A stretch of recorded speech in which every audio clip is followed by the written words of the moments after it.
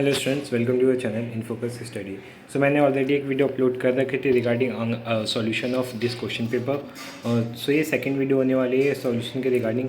सो पहला क्वेश्चन है, सोवियत अर्थव्यवस्था की प्रकृति के बारे में निम्नलिखित में से कौन सा कथन असत्य है। सो इसका राइट आंसर हो जाएगा जनता को आर्थिक आज़ादी थी। तो ऐसा नहीं है, क्यों? क्योंकि वहाँ पे समाजवादी अर्थव्यवस्था लागू हुई थी, ठीक है। पूंजीवादी बाद में लागू हुई थी, जिसकी वजह से क्या हुआ था, सोवियत संघ का विघटन हो गया था। अमेरिका का रक्षा बजट कितने देशों के रक्षा बजट के बराबर है, ठीक है। सो ये थोड़ा सा कॉन्फ्लिक्ट वाला क्वेश्चन है, ठीक है। तो इसका आंसर ऐसे 10 होना चाहिए, ठीक है। आप एक बार रीचेक करके चेक कर सकते हो, बाकी मैं कमेंट सेक्शन में डाल दूंगा। अरब स्प्रिंग की शुरुआत कब हुई थी? तो इसका राइट आंसर हो जाएगा 2010 में हुई थी, जैसे कि 2010 में हुई थी। और नेक्स्ट है, स्वतंत्र राष्ट्रों का राजकुल सीआईएसएन का गठन कब किया गया था? तो इसका राइट आंसर 1991 में हो जाएगा, ठीक है। ये सैम्पल पेपर का क्वेश्चन है जो आया हुआ था। नेक्स्ट क्वेश्चन है, 2005 में यूरोपीय संघ का सकल घरेलू उत्पादन कितना था, ठीक है। ये भी थोड़ा सा डाउट वाला क्वेश्चन है। इसका आंसर वैसे 1190 होना चाहिए था, ठीक है। 11,900 करके कुछ था। तो दोनों ऑप्शन हो सकता है, 11,000 भी हो सकता है वैसे देखा जाए तो, और 12,000 भी हो सकता है, बट राइट आंसर इसके हिसाब से फिर 11,000 होना चाहिए। नेक्स्ट क्वेश्चन है, साल का पहला अधिवेशन कब हुआ था? तो 1985 में हुआ था। पहला अधिवेशन कहाँ पे हुआ था? ढाका में हुआ था, ठीक है, बांग्लादेश में हुआ था। 1971 में पूर्वी पाकिस्तान एक स्वतंत्र देश बना, जो क्या कहलाया? बांग्लादेश कहलाया, ठीक है। तो ये भी इजी क्वेश्चन था। नेक्स्ट क्वेश्चन है, 1989 में भारत ने श्रीलंका में कौन सी सेना भेजी थी? तो शांति सेना भेजी थी, ठीक है। ये भी इजी क्वेश्चन था। संयुक्त राष्ट्र संघ में वर्तमान महासचिव कौन है? तो इसके वर्तमान में जो महासचिव हैं एंटोनियो गुटेरिस हैं, ठीक है। नेक्स्ट क्वेश्चन देखते हैं, परंपरागत सुरक्षा नीति का एक प्रमुख तत्व क्या होगा, ठीक है। तो निशस्त्रीकरण हो सकता है इसका। नेक्स्ट क्वेश्चन देखते हैं, विश्व की राजनीति में हर देश को अपनी सुरक्षा की जिम्मेदारी खुद उठानी पड़ती है, ट्रू फॉल्स था ये, ठीक है। सो ये बिल्कुल राइट है। कोई दूसरा देश उसके लिए हेल्प नहीं करने आएगा जब तक वो खुद से इतना कैपेबल नहीं हो पाएगा। दिसंबर 2002 में संयुक्त राष्ट्र अमेरिका पर आतंकी हमला हुआ था। सो इसका 2001 होगा राइट आंसर। नेक्स्ट है, वैश्वीकरण हर अर्थ में सकारात्मक ही होता है। तो गलत है। वैश्वीकरण के सकारात्मक और नकारात्मक दोनों पहलू हो सकते हैं। जैसे वैश्वीकरण से क्या होता है, राज्यों की कार्य क्षमता में कमी आती है, तो ठीक है, ये ऑप्शन जो हमने पीछे देखा था। वैश्वीकरण एक बहुआयामी अवधारणा है, ठीक है। वैश्वीकरण में एक ही आयाम नहीं है, इसके बहुत सारे आयाम होते हैं, ठीक है। तो ये भी राइट आंसर है।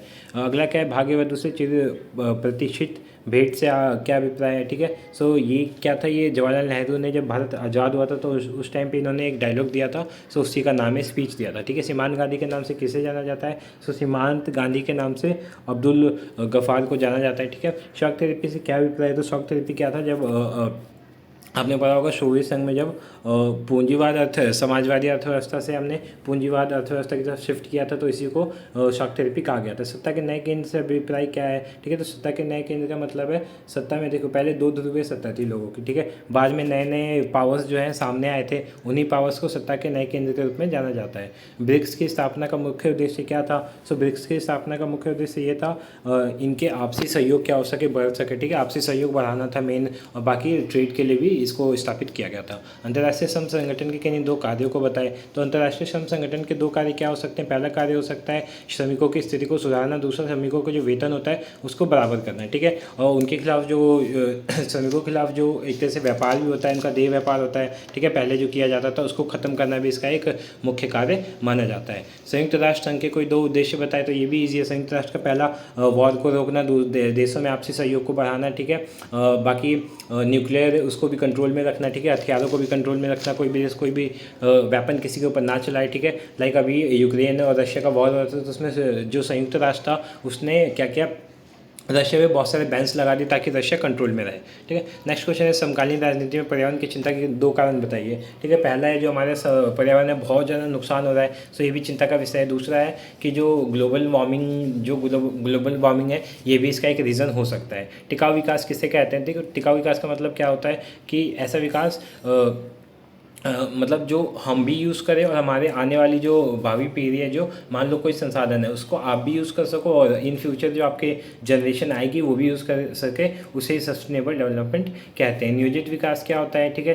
नियोजित विकास का मतलब होता है ऐसा विकास जो हम प्लानिंग के साथ करें, ठीक है। ये नहीं कि हमने विकास किया और बाद में वो खत्म हो गया, ठीक है। अब नियोजित विकास में बॉम्बे प्लान क्या था? बॉम्बे प्लान का मतलब था कि जब हम आज़ाद हुए थे तो हमने क्या किया था, मुक्त व्यापार को थोड़ा सा बढ़ावा दिया था, और सरकारी जो कब्जा था उसको कमी, उसको मतलब उसमें क्या किया था, कमी की थी। तो इसी को नियोजित बॉम्बे प्लान कहते हैं, ठीक है।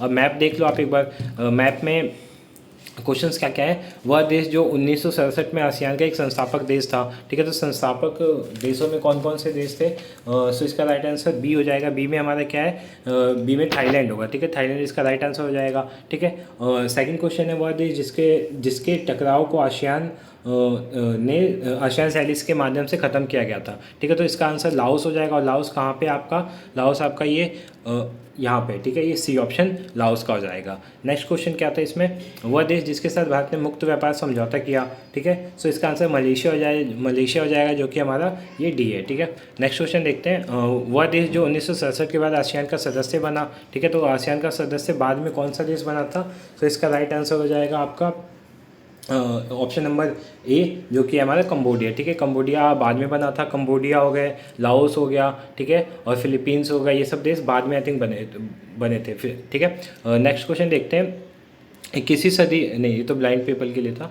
बाहरी सुरक्षा की पारंपरिक धारणा से आपका क्या अभिप्राय। बाहरी सुरक्षा क्या होता है, जो बाहरी देशों से खतरा होता है, जैसे मान लो चाइना को, मतलब इंडिया को चाइना से, ठीक है, जैसे रशिया को यूक्रेन को रशिया से था, तो ये सब उनकी बाहरी सुरक्षा की पारंपरिक धारणा है। इसके दो विकल्प कौन कौन से हो सकते हैं, तो पहला हो सकता है निशस्त्रीकरण हो सकता है, दूसरा हो सकता है कि शांति से समझौता कर सकते हैं, ठीक है। आतंकवाद क्या है, ये तो ईजी क्वेश्चन था। वैश्वीकरण ने भारत को कैसे प्रभावित किया, तो इसके बहुत सारे आंसर हो सकते हैं। पहला आंसर हो सकता है कि सकारात्मक रूप से भी हो सकता है, दूसरा नकारात्मक। सकारात्मक में क्या हो सकता है, रोजगार बढ़ा, ठीक है, हमारी जो टेक्नोलॉजी थी, ठीक है, हमारा जो विकास था वो बढ़ा, हमारी अर्थव्यवस्था इसकी वजह से ठीक हुई। नकारात्मक क्या हो सकता है, हमारी संस्कृति प्रभावित हुई इससे।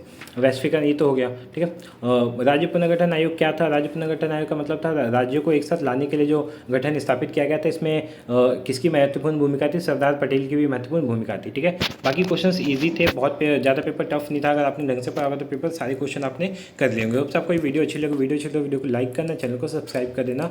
Thank you so much for watching this video.